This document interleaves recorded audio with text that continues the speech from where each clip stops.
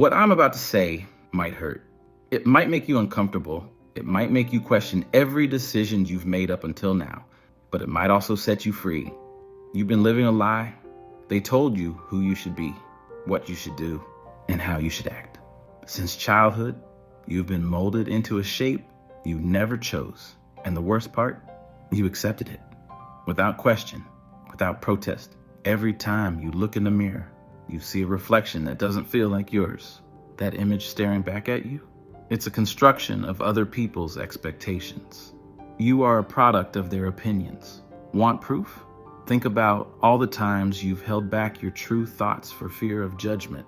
Think about every decision you made, not because it was what you truly wanted, but because someone convinced you it was the right thing to do.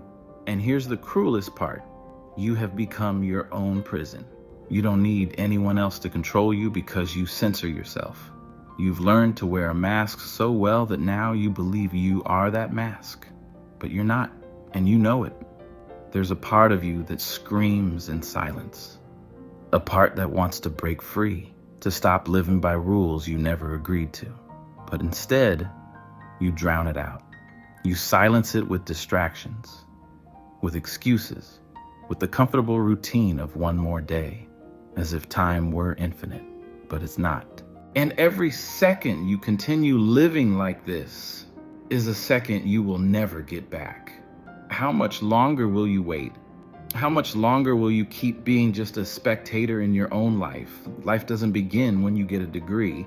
Life doesn't begin when you buy a house. Life doesn't begin when you find a partner. Life begins when you find yourself. And that's terrifying, because finding yourself means destroying everything you are not. It means pain. It means letting go of relationships that no longer align with you. It means questioning beliefs you've held your entire life and facing your shadow, the parts of yourself you've buried out of shame or fear. You know what I'm talking about, don't you? The thoughts that attack you at night, the memories you try to forget, the insecurities you pretend not to have. That's your shadow. And until you confront it, you will never be free. Because here's the paradox. What you fear most about yourself is actually the key to your authenticity. Your darkness is not your enemy. It is your greatest source of power. But only if you accept it. Only if you stop running. Look at yourself. Really look. How much of what you do is truly your choice? How many of your desires are actually yours and not someone else's? How much of your life is a lie? They've convinced you that being yourself is dangerous, that standing out is a problem, that being different is a flaw. But the truth is, fitting in is the biggest trap of all, because every time you force yourself to conform, you move further away from your essence. And when that happens, you become weak, easily controlled, just another pawn on someone else's chessboard. But there is a way out, not an easy one, but a real one. Let go of the need for approval. You don't need anyone's permission to be who you truly are. You don't have to justify your desires, your choices, or your path. You don't have to be understood by everyone, because most people don't even understand themselves. Think about it. The people who truly leave a mark on the world aren't the ones who blindly follow the rules. They're the ones who break them. The ones who defy expectations. The ones who live unapologetically as themselves. Do you have the courage to stop performing for others and start living for yourself? Because if you don't, you'll remain trapped in this borrowed life, this absurd theater playing a role that was never meant for you. But if you do decide to find yourself, prepare for war. Because people don't want you to change. They prefer you predictable, controllable, staying inside the lines they've drawn for you. They'll call you selfish. They'll say you've changed. And they'll be right. Because once you find yourself, you can never go back. You can't unsee the truth. You can't pretend you don't know your own power. So here's the challenge. Dare to look at yourself without filters, to destroy everything you are not, and embrace who you've always been. Because life doesn't start with success. Life starts with the truth, and the truth is you. Finding yourself isn't a destination. It's a process. There's no moment where you wake up and say, That's it. I fully know myself. No single breakthrough that suddenly makes everything clear. Instead, it's an endless journey, a daily battle between who you truly are and who the world conditioned you to be. And every day, you will face a choice. Keep lying to yourself, or keep discovering yourself.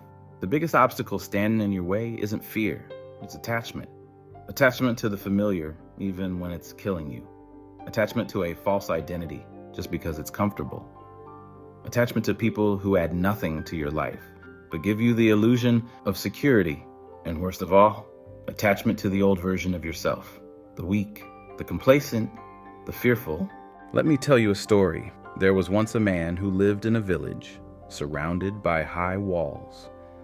These walls had always been there, built long before he was born.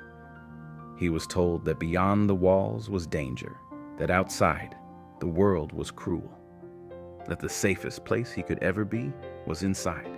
So he never questioned it. He built his life within those walls, and in time, he forgot there was even a world beyond them, until one night, he had a dream. In the dream, he was standing on the other side of the wall, outside, where he had been told he could never go. And what he saw was breathtaking. Mountains that stretched into the sky, rivers that ran like silver threads, a horizon so vast it felt infinite. When he woke up, something had changed. For the first time, he realized he had never truly lived. He had only existed. So he did something unthinkable. He walked up to the walls. He placed his hands on the stone, and he began to push. At first, nothing happened. The walls were strong, built over generations. People told him he was wasting his time. They laughed. They called him a fool. But he didn't stop, because for the first time in his life, he knew the truth. The walls were never real. They had only been real because he believed in them. So he pushed harder, and one day, they crumbled. He stepped forward, and in that moment, he was free. Now let me ask you something. What walls have you built around yourself? What lies have you accepted as truth? Because if you want to be free, you have to do what that man did. You have to destroy the illusion. You have to let the old version of you die. Not physically, but mentally and emotionally. You have to let your excuses die. Let your fears die. Let your limitations die. You have to kill the version of you that was created just to fit in. And that hurts, because when you destroy the false, all that's left is emptiness. And emptiness is terrifying. That's why most people never make it. Instead of filling that emptiness with their true selves, they fill it with distractions, with validation, with noise. They convince themselves they're fine, that they don't need to change, and they keep us spinning in circles, never waking up. But you cannot be one of them. Because if you've made it this far, if you're still listening, it means there's something inside you that refuses to settle. Something that's been screaming for years, begging you to break free.